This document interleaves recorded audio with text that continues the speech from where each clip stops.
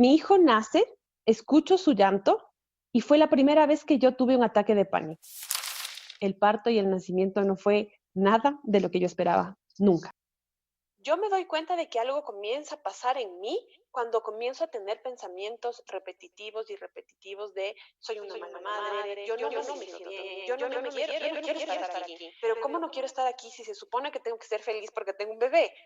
Y no soy feliz, entonces soy mala madre, entonces me voy y empecé a pensar en esto y todo esto se empieza a hacer más crónico con el paso del tiempo porque yo quería irme de mi casa, yo quería huir.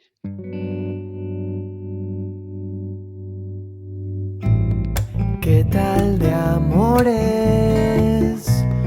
¿Qué tal de migraciones hacia otras formas de querer?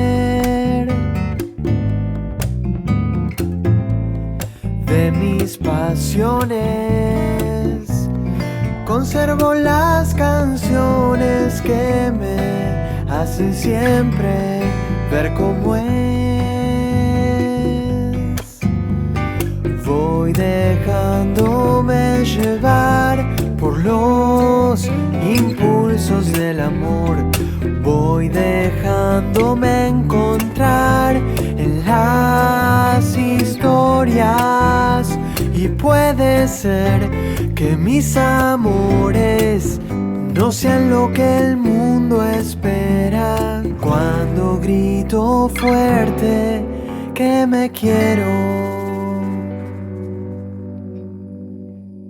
Hola, yo soy Nicole y les doy la bienvenida a este nuevo episodio de ¿Qué tal de amores? En el que vamos a hablar de la depresión postparto desde la vivencia de mi invitada de hoy, Cristina Puente, quien luego de un embarazo muy bueno y muy saludable tuvo que enfrentarse con una depresión que le trajo muchísimas consecuencias tanto a su salud como a su vida.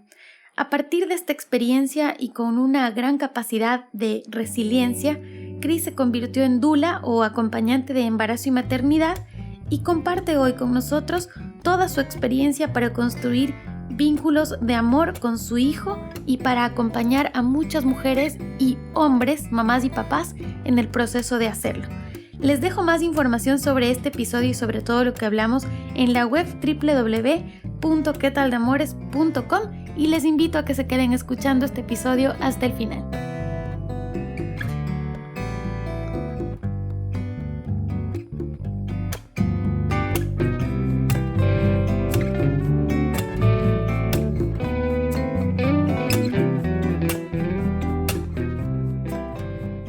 Para mí es un gusto enorme el día de hoy recibir a Cristina Puente, que se ha conectado desde Quito, Ecuador, para contarnos su historia y tratar un tema muy importante que afortunadamente cada vez es más tomado en cuenta en el proceso de maternidad, y ese tema es la depresión postparto.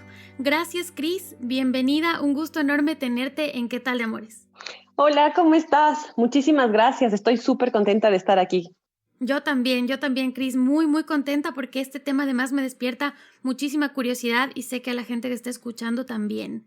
Y cuando hablábamos previamente, Cris, tú me contaste que te convertiste en mamá a los 24 años y tuviste un embarazo muy lindo, pero las cosas empezaron a cambiar desde el momento de la cesárea. Entonces, quisiera que nos cuentes un poquito tu historia. ¿Qué pasó en el momento en el que tu bebé nació? A ver, yo tuve un embarazo hermoso, realmente súper lindo. Estaba preparada para dar un parto normal, parto natural, pero de un momento a otro líquido amniótico desapareció, nadie sabía muy bien qué pasaba con mi hijo, entonces entré a una cesárea. Para esto, toda mi vida era normal, común y corriente. Yo tenía mi carrera, mi trabajo, feliz de estar con mi hijo, estaba casada, una maravilla. Entré para dar a luz, tuve una cesárea y siempre estaba como muy pendiente de este primer momento en el que voy a escuchar el llanto de mi bebé y tú ves en la televisión que escuchas el llanto y sientes y lloras y te encuentras. Y bueno, mi hijo nace, escucho su llanto y fue la primera vez que yo tuve un ataque de pánico. Nunca había sentido algo así, no sabía qué estaba viviendo. Lo único que sentí fue que tenía ganas de salir corriendo. Estaba consciente de que estaba abierta y yo, si no era porque estaba amarrada, me hubiera levantado y hubiera salido corriendo, literalmente. Fue una desesperación, una Ujú. angustia. En ese momento me acercaron a mi bebé, me lo pusieron como para que le dé un beso, di un beso y se lo llevaron porque tuvo un problema de pulmones. Y fue para mí súper angustiante las horas siguientes. Muy, muy, muy, muy angustiante. Intentaba respirar, había hecho yoga y meditación en mi vida antes de esto. Entonces dije, Ujú. hay que respirar y concéntrate y visualiza en la playa, lo que sea, intentando soportar la desesperación que sentí en ese momento. Entonces, el parto y el nacimiento no fue nada de lo que yo esperaba, nunca. Nunca me hubiera imaginado que esto iba a pasar.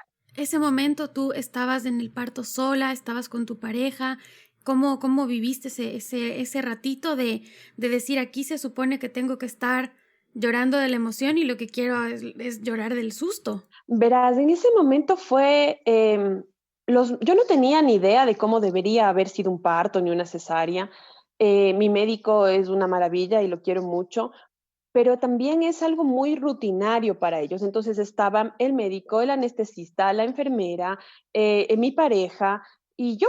Y el momento en el que yo entré en esta desesperación, nadie se dio cuenta de lo que me estaba pasando, ¿no? Entiendo Ujú. también que mi bebé tenía un problema de pulmón y salió el pediatra con mi bebé y mi pareja y se fueron a ver a mi hijo y se quedaron cosiéndome y volviendo a ponerme todo en su lugar, pero yo en ese momento estaba ausente. Yo lo único que hacía era respirar y en ese momento me sentí inmensamente sola.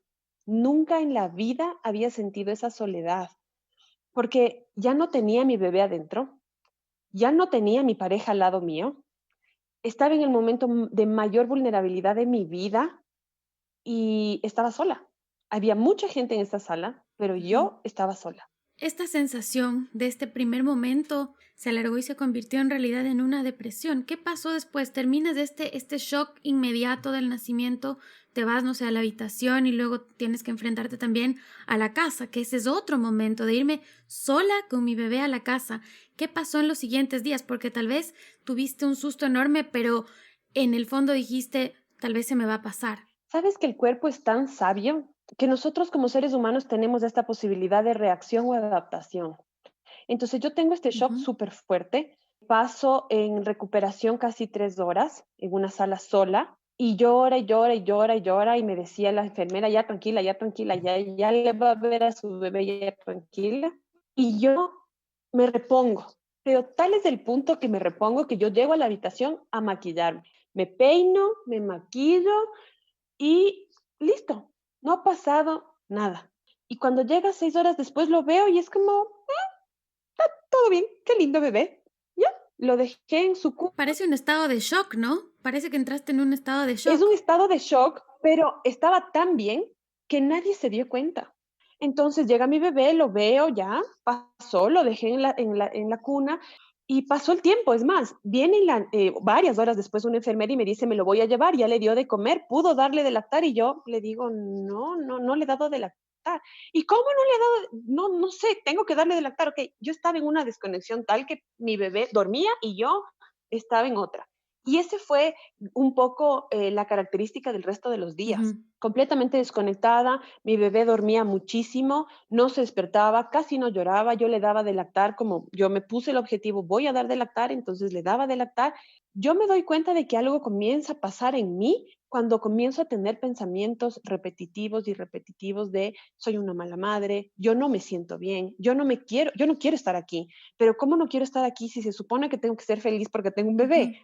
Y no soy feliz, entonces soy mala madre, entonces me voy y empecé a pensar en esto y todo esto se empieza a hacer más crónico con el paso del tiempo porque yo quería irme de mi casa, yo quería huir, esa sensación de huir seguía dentro mío y yo pasaba las noches en vela pensando cómo me voy. Ujú. A veces me levantaba y empacaba maleta y decía, me voy a ir porque el papá de mi hijo es un gran padre, entonces yo decía, él está mejor con su papá, yo no soy una buena madre, entonces me voy.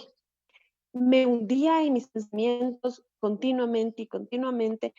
Y estaba yo sola en ese mundo en mi cabeza. No lo hablé, nunca dije esto me pasa porque se supone que las mamás no sentimos Claro, eso. compartiste con alguien esta sensación, le contaste a una amiga, a tu mamá, a No, alguien. nunca. Y jamás en la vida había tenido problema de depresión, ansiedad, nunca, nunca. Yo tenía una vida perfecta, un trabajo perfecto, el trabajo que siempre soñé, la carrera que siempre soñé, el matrimonio que siempre soñé y el hijo perfecto porque mi hijo no se despertaba nunca, mi hijo no lloraba, mi hijo era una cosa de otro mundo. Y yo decía, yo tengo el problema, porque si mi vida es perfecta y yo no me Claro. siento bien, yo tengo el problema. Entonces yo no lo hablaba. Y cuando mi matrimonio comienza a tener problemas, porque yo estaba aislada del mundo, ahí yo voy al psicólogo por mi matrimonio. ¿Cuánto tiempo pasó desde que tenías todos estos pensamientos y dijiste, bueno, voy a buscar otro tipo de ayuda porque aquí algo anda mal? Yo fui a un psicólogo la primera vez a los 8 meses de mi hijo y fue como más necesitas una terapia de pareja. Ese fue su objetivo y yo dejé ahí las cosas porque yo decía, yo no tengo cabeza para una terapia de pareja en este punto, o sea, Ujú. algo me pasa a mí. Y al año yo voy a una psicóloga que me dice por primera vez, tienes depresión postparto. Y claro, para ese entonces ya la depresión postparto se había transformado en una depresión clínica. Y bueno, Cris, pongamos ahí una pausa para decir entonces, ¿qué es la depresión postparto? En Ujú. realidad, porque si imagínate, tú te tardaste 1 año 8 meses en que alguien te diga lo que es, porque probablemente no tenías la información antes para detectar esos síntomas. ¿Qué es entonces hoy que tienes ya, que pasaron los años y que tienes mucho más conocimiento? ¿Qué es una depresión postparto? Verás, una depresión postparto es un cambio en la emocionalidad de la madre que puede traducirse en llorar y estar muy triste o que puede traducirse en una hiperacción, en un aislamiento, en muchas, muchas formas, Ujú. ¿ya? Pero quiere decir que es una mamá que se desconecta del vínculo materno y su vida comienza a tener una crisis. ¿Ya? Entonces, al principio tienes un cambio hormonal, que tienes digamos, una tristeza porque el bebé sale y tus hormonas bajan y esto dura 2 o 3 semanas. Si esto va más allá de estas 3 semanas, ya estás en una depresión postparto. Si tú no te encuentras saludable, si no te sientes bien, si sientes ansiedad, tristeza, no duermes, cualquier síntoma de inestabilidad, más allá de las 2 o 3 semanas, estás entrando en una depresión postparto. Y si esto dura más de un año, esta depresión se transforma en una depresión clínica.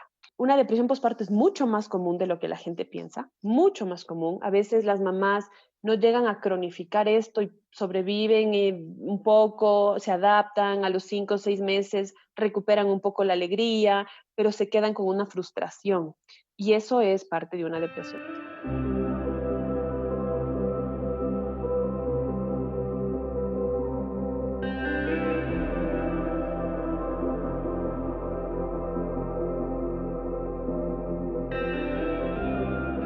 Verás, esta imagen que nosotros vemos en televisión cuando la mamá le ve al bebé y el bebé le ve a la mamá y nace el amor para siempre es falsa.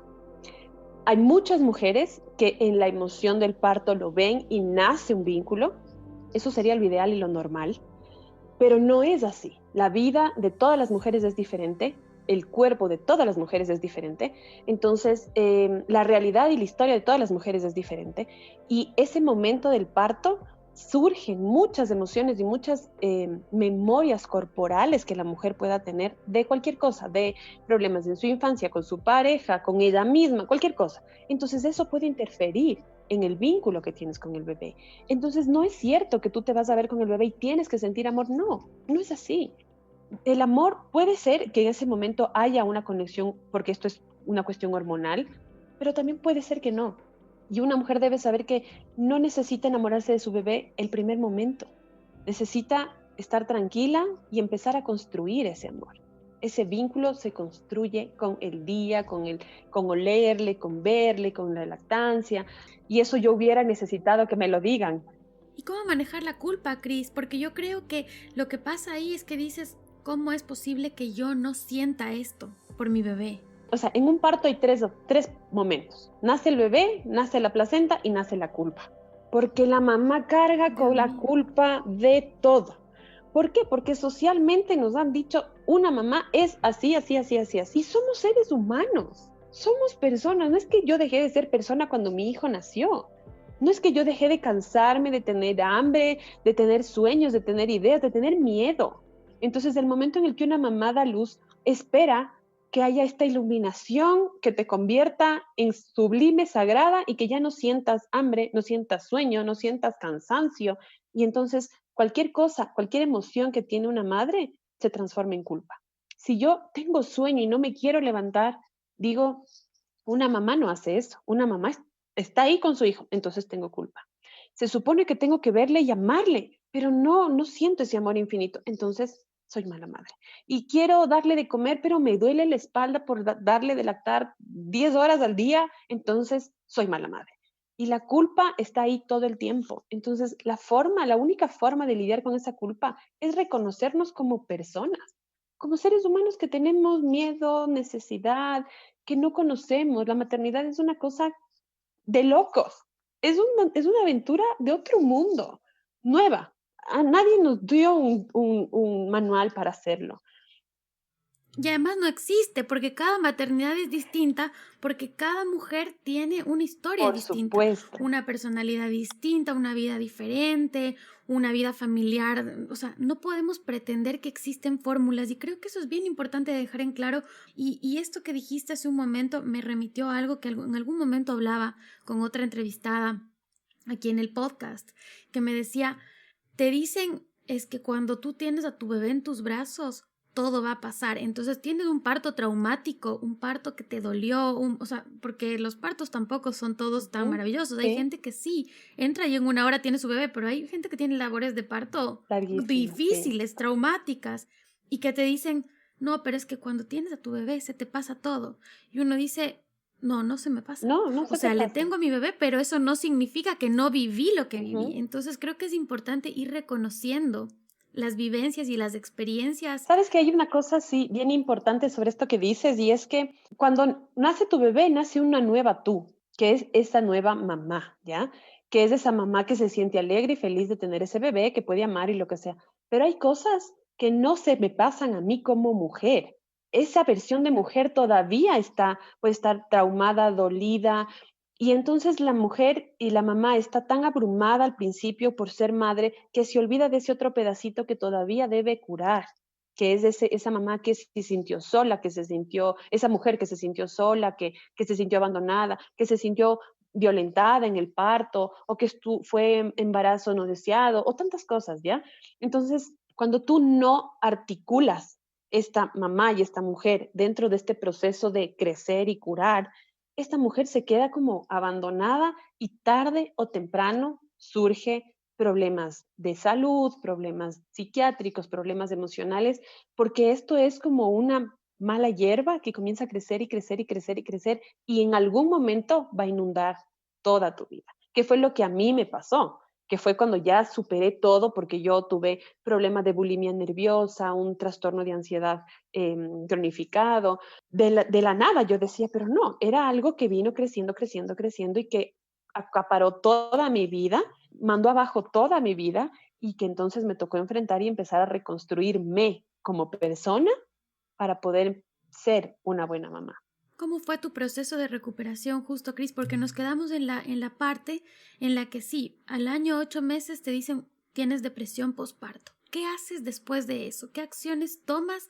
Y cómo, primero, cómo asumes que en efecto es una depresión postparto y luego qué acciones tomas, porque me imagino que alrededor tuyo se vieron afectadas, como tú dices, otras relaciones de pareja, de familia con tu niño.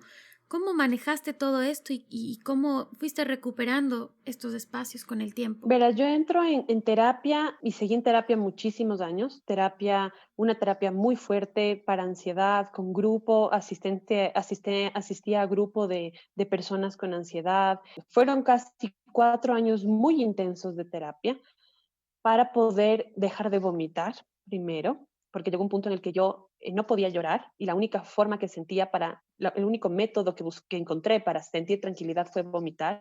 No era un tema de peso, yo en ese tiempo ya era muy flaquita porque vivía una angustia, pero necesitaba vomitar y fue una de las cosas primeras que combatí, que fue un día a la vez, cual alcohólico, hoy no vomito, ya voy 2 días sin vomitar, ya voy 3 días sin vomitar, porque la angustia de ser mala madre era tal que yo necesitaba vomitar para sentir un poco de desahogo. Luego empezar a controlar poco a poco mis pensamientos de ser una mala madre, porque a mí en terapia me repetían muchas veces, ¿cuál es la buena madre? ¿Cuál es el perfil? ¿Dónde está el perfil? Y claro, me enfrentaban y decían, no, no sé cuál es el perfil, pero es cualquiera que sea diferente a mí. Entonces, empezar a bajar un poco a la realidad de esos pensamientos. Y fueron terapias durísimas, de muchos años, y de también permitirme sentir lo que sienta por mi bebé. Sentir ese miedo que sentía al acercarme, esa imposibilidad de ser feliz con él, pero de darle espacio a este tiempo. Entonces, poco a poco con yoga, con meditación, con terapia psicológica, con el grupo, con alimentación balanceada, con ejercicio, todo. Hice todo lo que pude para tener una vida más placentera. Mi matrimonio se acabó a los 2 años de mi hijo. Definitivamente era muy difícil continuar con algo. Él no podía entenderme porque ni yo podía entenderme. Y yo le agradezco muchísimo porque él estuvo muy pendiente de mi hijo en los momentos en los que yo no pude estar. Y mi matrimonio se acabó y entonces fue como, ok, tú estás sola, ahora necesitas curarte. Y entonces empecé. Yo no me he separado de la terapia porque es como un momento de desahogo, de poner en orden las ideas, pero ya no es tan urgente como antes. Y te digo, fueron 4 años que a mí me permitieron empezar a perdonarme, a aceptarme y construir un vínculo con mi hijo. ¿Cómo fue ese proceso? Porque en este tiempo de terapia también, ¿cómo era tu relación con el niño, con tu bebé? ¿Quién estaba? No sé, capaz del papá se hizo un poco más cargo del bebé, o cómo fue que manejaste esto y sobre todo, ¿cómo empezaste a reconstruir o a construir tu vínculo con él? Fíjate que los niños entienden tanto el lenguaje no verbal que mi hijo era un bebé que no se despertaba, al punto que le hicieron exámenes neurológicos porque pensaron que tenía algún problema neurológico porque no abría los ojos. Y yo ahora entiendo que lo que él estaba haciendo era resguardando su seguridad y mi seguridad, porque él sabía que mamá no se podía hacer cargo de él. Él comía dormido, él comía todo, pero a su ritmo dormido. Para mí, obviamente, esto no me obligaba a cogerle ni a nada, porque no se despertaba, así que yo no tenía que estarle cogiendo en brazos ni nada. Yo le daba de lactar y su papá le cambiaba el pañal, le bañaba, sacaba los gases, él hacía todo. Yo le daba de lactar, y era lo máximo que podía hacer con mi integridad y en la situación en la que estaba. Con el paso del tiempo, el papá asumió más estos roles, yo le daba de lactar y yo, por ejemplo, preparaba la ropita para que él le cambiara. Yo preparaba el baño para que él le bañara, porque a mí estar cerca de mi hijo me causaba una angustia súper fuerte. Cuando me dejaban sola con el bebé, yo sentía desesperación, decir, si se despierta, ¿qué hago? Y si llora, ¿qué hago? Y es que yo no sé nada, yo soy mala, yo no puedo. Entonces, eso fue muy difícil. Cuando ya empezó a jugar, yo decía, ¿cómo juego? ¿Qué hago?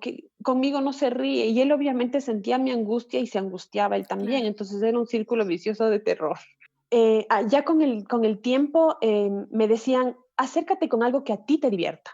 Entonces, a mí me gusta mucho cocinar, así que le decía, vamos a cocinar, vamos a hacer masa para empanadas. Entonces, yo le ponía en un bowl todos los ingredientes y él la amasaba. Pero a él no le gustaban las texturas y se ponía a llorar y yo decía, no, ni eso, auxilio, ¿qué hago? Entonces, empecé como a llevarle a mi mundo. Me gustaba leer, entonces yo le leía y ahí yo me sentía segura, me sentía Ujú. bien. Entonces empecé a construir el vínculo con estos espacios que para mí eran conocidos. Y además paso a paso, ¿no? Sí, poquito a poquito, o sea, para mí era un lujo. Yo me acostaba todos los días diciendo, hoy logré acercarme una vez y me sentí bien. Y para mí eso era un logro cada día. Y a veces me acostaba diciendo, hoy no pude. Y estas cosas con las que construí el vínculo son las que nos juntan hasta ahora. Hasta ahora cocinamos Ujú. juntos, leemos juntos, él lee una hoja, yo leo otra hoja, me pregunta cosas y le enseño cosas. Y esas fueron las formas que yo encontré para amar a mi hijo y para que él me amara a mí. Le di a mi hijo lo que pude con lo que pude en ese momento. En ese momento yo me quería morir. Entonces, no morirme ya fue un logro súper grande. Fui la mamá que pude con lo que tuve. Y mi hijo ahora es maravilloso. Es que además crecer con tantos mandatos es muy difícil porque están tan incorporados en nosotros que no nos damos cuenta. Empezando por, ¿quiero o no quiero ser mamá? Esa es una primera decisión.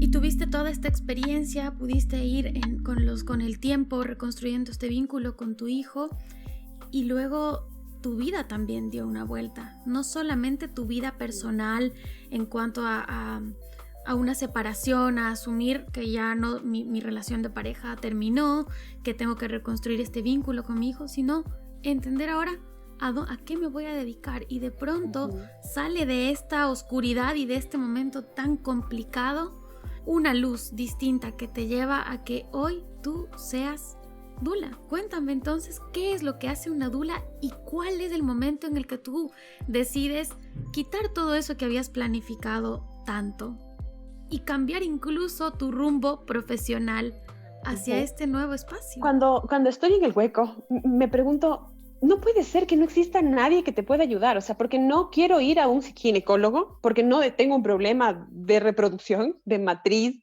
no, necesito a alguien que me apoye. Ya, estoy en un proceso psicológico, sí, pero necesito a alguien que me apoye. No hay, o sea, ¿quién? Porque claro, tu familia viene de la misma crianza que tú.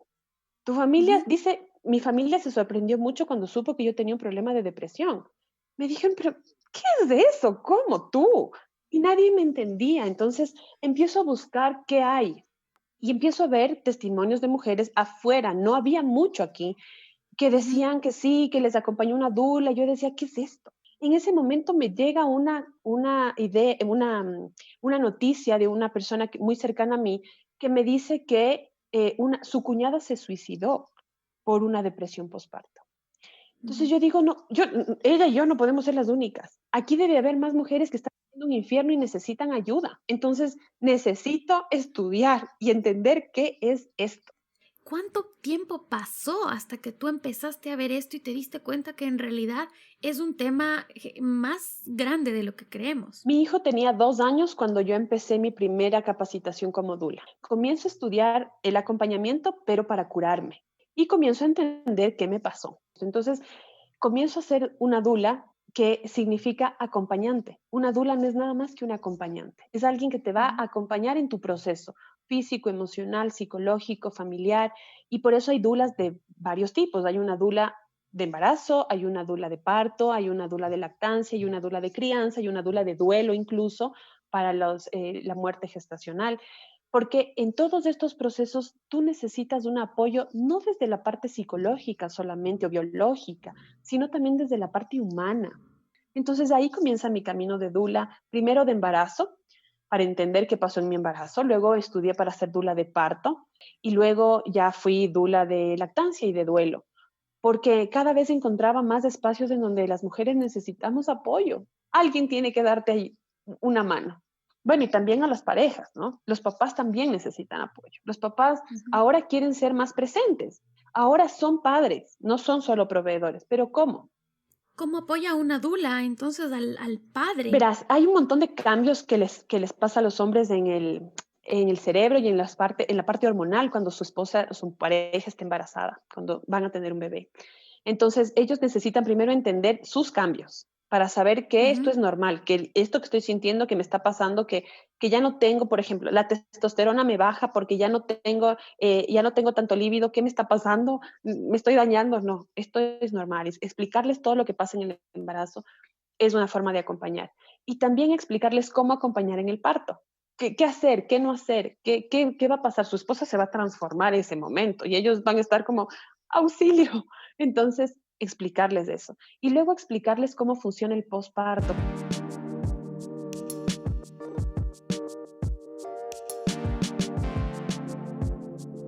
El vínculo paterno funciona por relación, es decir, yo al bebé le veo, me sonríe y en mí genera oxitocina y endorfina y dopamina y eso me genera amor. Esto es por relación, sí. Y en este camino, Cris, ¿cuáles son esas pequeñas señales que a mí como mujer me pueden despertar una alerta para decir, tal vez debo consultar con un profesional porque estoy sintiendo una depresión postparto? Eso por un lado. Y por otro lado, ¿cuáles son esas señales que yo como acompañante de esa mujer que está pasando por este proceso puedo darme cuenta que algo no está bien y cómo le puedo apoyar? Porque uno no puede tampoco ponerse en el lugar de decir, tienes que hacer esto, te llevo al psicólogo, te contrato un psiquiatra, no. Ujú. Entonces, ¿cómo acompañar cuando no existe una aceptación de depresión posparto? ¿Y cómo darme cuenta cuáles son esas señales de alerta de que puedo estar viviendo una depresión? Mira, una mujer debería buscar una tribu, una acompañante, una amiga, un soporte siempre, siempre, ¿ya? No solamente cuando se sienta mal, siempre, pero si ya siente, si no puede dormir, por encima de que obviamente el bebé te exige varios horarios, pero si no puedes concebir el sueño, si yo no me siento bien, así de simple, no me siento bien, hay algo que no me deja disfrutar este momento. Ujú. A veces ni siquiera podemos llegar a ver qué pensamiento es o qué sensación. Es una cosa que no me deja estar tranquila. No necesitas estar muriendo para ir al psicólogo. Simplemente con no sentirme bien ya es una razón para ir a un especialista. Ahora, la depresión postparto puede verse en una mujer que está muy obsesionada con la limpieza, con su cuerpo o su peso, por ejemplo. Ya di a luz, ahora listo, quiero mi casa limpia, quiero yo estar bien, quiero bajar de peso, o sea, me desvinculo mucho porque el cuerpo lo que te dice es que los 40 siguientes días vas a tener un nivel hormonal que te hace ser mucho más tranquila, más como encerrarte en un cascaroncito con tu bebé. Eso te dice la parte hormonal. Pero si tú estás muy desconectada con esto, puede ser que estés teniendo algún tipo de depresión que no se nota porque no estás llorando, pero estás siendo muy eficiente. Estás acallando también las cosas, estás tratando Sí, de maquillar un exactamente. poco y no enfrentar la emoción, que Y creo muchas que veces eso es inconsciente. pasa. Ahora la familia, ¿qué puede ver? Si yo veo que ella está triste en el día, si yo veo que ella no se acerca al bebé, no quiere acercarse al bebé, o se puso un régimen de alimentación muy estricto, o al contrario, está comiendo demasiado todo el tiempo y tiene atracones, eso quiere decir que hay un malestar ahí que debemos atenderlo. Si esto es un mes, si ya ha pasado 3 semanas de dar a luz, quiere decir que estamos teniendo ya algún tema psicológico importante. ¿Qué hacer? Hablar con esta persona, no llevarle al médico y decir, tienes que estar aquí. No, conversar. Primero decir, date un tiempo para salir al parque, date un tiempo para caminar, yo me quedo con el bebé. Métete al baño y báñate 2 horas, yo me quedo con el bebé. Empezar a darle a esta madre espacios donde ella pueda entender lo que le está pasando. Y luego decir, ¿qué pasa? Yo te siento que te pasa algo, quieres hablar y dejarle hablar, empatizar mucho, no juzgar. Y de ahí decir, ¿te parece si buscamos a alguien que te acompañe, alguien, tal vez para las dudas de la crianza, es más fácil ir a un acompañante que te dice, que te acompaña, que te ayuda con la lactancia y todo, y después esta persona, esta misma dula puede decir, esto está superando lo que yo puedo hacer, tal vez necesites visitar a un psicólogo, ¿por qué no vas? ¿Por qué no vas a una consulta un día? Y esta mamá ya llega al psicólogo ya un poco más reconfortada. Esa era una cosa que quería hablar contigo y te iba a preguntar justamente hasta dónde llega la dula y cuándo tienen que interferir o empezar a tomar otro tipo de terapias como una terapia psicológica, una terapia psiquiátrica, que bueno, desde mi punto de vista personal, yo creo que el acompañamiento psicológico es bueno todo el tiempo, Todo el independientemente tiempo. de Ajá. una crisis que estés pasando o no, pero entendamos que no todo el mundo lo tiene, no todo el mundo lo asume, no todo el mundo está preparado, pero es muy importante que quede claro eso, que no son cosas excluyentes. Es decir, el acompañamiento que hace una dula no es en reemplazo de una terapia psicológica, ni al Correcto. revés. Sí. Son cosas Ajá. complementarias. Son cosas complementarias. Hay momentos, hay intranquilidades o emociones que a veces con el acompañamiento se solucionan, digamos, ¿no?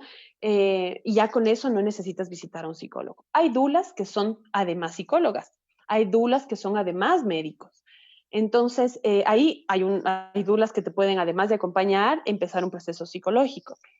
Pero el momento en el que ya supera el hecho de tu relación de mamá con bebé. O sea, yo ya te acompaño en tu relación de mamá con bebé, te acompaño en tu situación de mujer, pero yo veo que realmente empoderarte y recuperarte no está siendo suficiente.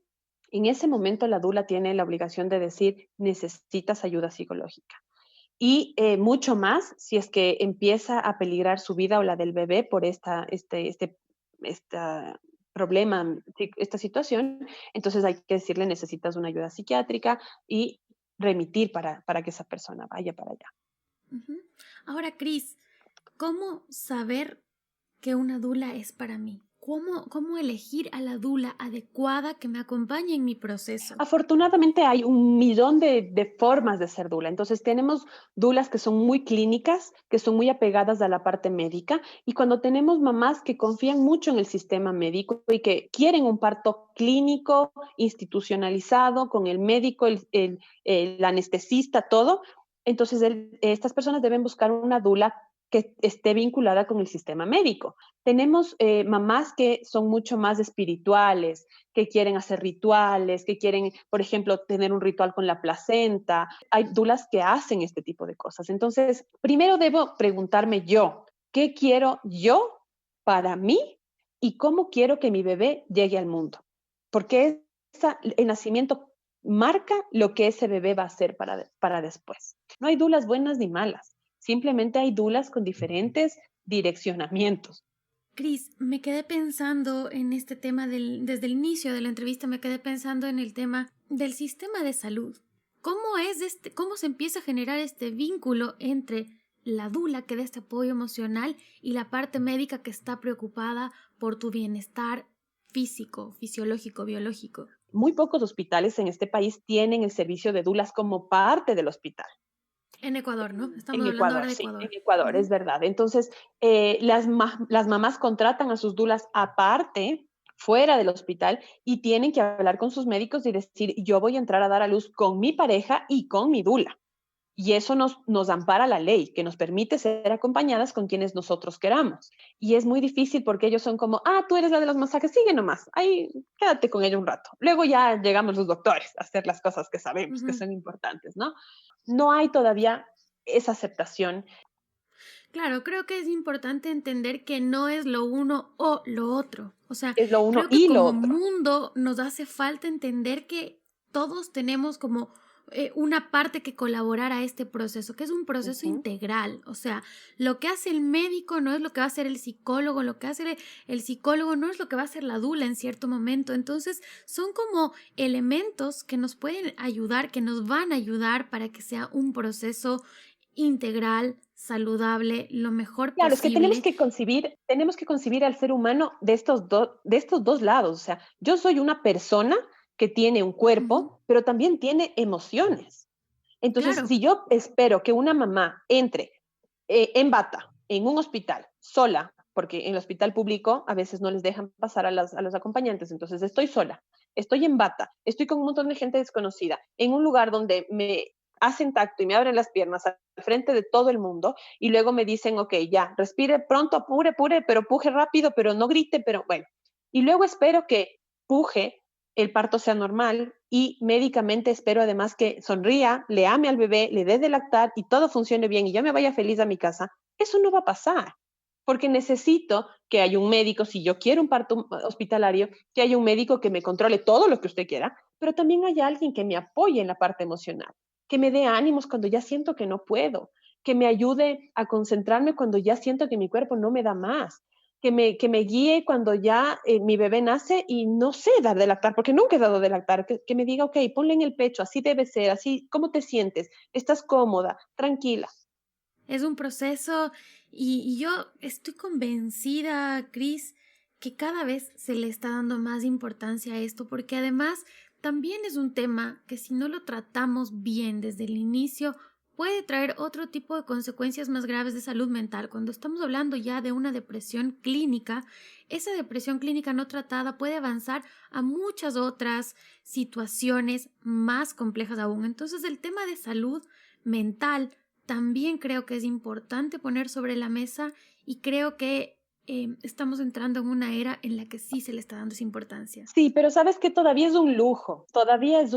O sea, Sí, todavía es un lujo, tienes toda la yo razón. trabajo mucho con mujeres en situación de vulnerabilidad, con gente que no tiene los recursos para pagar mis servicios y yo les digo, no importa, trabajo con trueque. ¿Por qué? Porque en estos estratos bajos es donde más se necesita una mujer empoderada, una mujer curada emocionalmente para que contenga a un bebé que nazca y crezca de una forma diferente, pero estas personas no tienen esta posibilidad. Entonces, yo trabajo con mujeres que a veces llegan a las 39 semanas sin haber ido al médico una sola vez, porque no tienen dinero para hacerlo, o trabajan o no pueden salir de sus casas porque sus esposos no les dejan. Son diferentes cosas. Entonces, mi enfoque siempre está hacia estas mujeres. Cris, me encanta que pongas ese tema sobre la mesa porque muchas veces solamente estamos acostumbradas a ver nuestra realidad y no nos damos cuenta que existe no solamente distintas formas de ser mamá, sino distintas circunstancias externas que pueden agravar la situación. Entonces, sí, hay que tomar en cuenta esto porque el bienestar no puede ser exclusivo solamente de quien tiene posibilidades económicas de pagar un proceso que te El ayude. hospital público no te da este servicio de acompañamiento. Entonces, ¿qué tienes? ¿Qué opción tienes? No tienes ninguna opción. Y tienes un embarazo que fue no deseado. Tengo muchísimas madres adolescentes, acompaño a muchas mamás adolescentes. Muchas veces no tienen idea ni siquiera de cómo se quedaron embarazadas. Entonces, no le puedo decir a esta mujer, no verás, tienes que sonreír, así es la vida, tú empodérate. No, esta mujer sobrevive, esta mujer necesita trabajar para comer, esta mujer a veces hasta han sido violentadas, han sido abusadas y son parte de un embarazo de violencia. Entonces, el acompañamiento va por otro lado. El acompañamiento de la dula, de la educación prenatal, del curso, eso es un tema hermoso que lo doy como parte de mis servicios y todo, pero eso es una parte. La sociedad tiene muchos matices y todas las mujeres merecen ser acompañadas en todos los estratos y en todas las formas y posibilidades y realidades. Entonces ahí viene también mi trabajo, porque estas mujeres son las que más necesitan. No les preocupa el peso, no les preocupa ni siquiera la leche de tarro o el pañal. Estas mujeres a veces luchan por sobrevivir y desde Así ahí es. viene el acompañamiento. Cuando una mujer y una mamá está saludable emocionalmente, puede criar a un bebé que pueda cambiar a todo su linaje. Si una mujer está lastimada, su bebé será criado desde ese dolor y seguiremos repitiendo las cosas. Y no podremos romper ese círculo porque es tan importante eso. Uno a veces ve situaciones y piensa que no, que así es. Está tan normalizado todo que nos hemos desconectado Anestesiado. tanto. Sí, sí, nos hemos anestesiado y nos hemos desconectado tanto de otras realidades, pero me parece tan importante lo que estás diciendo porque justamente ahí es donde se puede hacer una diferencia para toda una familia, para toda una generación siguiente, para que se rompa este círculo vicioso de seguir prolongando y perpetuando situaciones tan injustas en muchos sentidos, ¿no? Empezando por un niño que no tiene ni siquiera asegurado el cumplimiento mínimo de sus derechos de educación, de comida, de buen trato, pero también la situación de muchas mujeres violentadas, abusadas, sometidas en un montón de situaciones. Entonces, me parece que ponerlo en discusión aquí nos abre una puerta de reflexión también para empezar a ver un poco De más ayudar a allá. sanarles, de ayudar a sanarles. En algún momento, una de las cosas más fuertes que yo tuve que vivir fue en un hospital público con una niña de 12 años. Entonces, claro, esta niña ni gritaba. Es el trabajo de parto más silencioso que he presenciado en mi vida. La niña solo respiraba y cerraba los ojitos, y cerraba los ojitos y respiraba. Y yo cuando me acerqué pensé que estaba empezando la labor de parto porque realmente era muy controlada la niña. Y cuando me acerqué a ella, le pregunto, ¿no? ¿Cuántas horas vas? Y cada cuánto son, veo las horas y el tiempo de las contracciones y la niña estaba cerca de dar a luz, pero ella y su dolor y su susto le hacían que ella no hacía ni un ruido, Dios solo mío. respiraba y se aguantaba. Y me acuerdo que lo único que hice fue abrazarle. Le abracé y esa niña se desmoronó a llorar a mares y contarme obviamente la situación que vivía en su casa, de dónde salía ese bebé. Y esa niña lloró, lloró, lloró, lloró desconsolada, que ya ni las contracciones le dolían de tanto que lloraba esta niña. Y ese parto fluyó, la niña lloró a mares y como que después sintió cierto bienestar. Cuando ya nació su bebé y ella se sintió acompañada, sintió cierto bienestar, que su realidad no va a cambiar, pero sintió acompañamiento por lo menos ese momento. No se sintió sola en el universo porque esa niña era en una esquinita, ni siquiera, te digo, ni siquiera gritaba, nada, nada. Cris, tú mencionas de esta experiencia en un hospital público y hace un momento también comentaste que tú realizas trabajos con personas que no tienen los recursos económicos para contratar este servicio. Yo quisiera que nos cuentes ahora un poco del trabajo que estás haciendo con Acuna, que me imagino que está vinculado justamente con este apoyo a la comunidad, apoyo a las mujeres. Cuéntanos un poco qué es Acuna y dónde podemos encontrar esta información, porque creo que es bien importante dejarlo claro. Primero, en la parte más superficial, digamos, es un centro de acompañamiento y educación prenatal. Es decir, tú vas a aprender cómo es el parto, el embarazo, un embarazo saludable, la lactancia, asesorías de lactancia. Ahí todo lo que necesites para un embarazo y parto y posparto saludable. Acuna sirve tanto para personas que pueden costear los cursos, varios cursos que tengo de embarazos, de parto y de posparto, pero también para madres que no lo pueden costear. Entonces, ¿qué es lo que yo hago? Trabajo con trueque.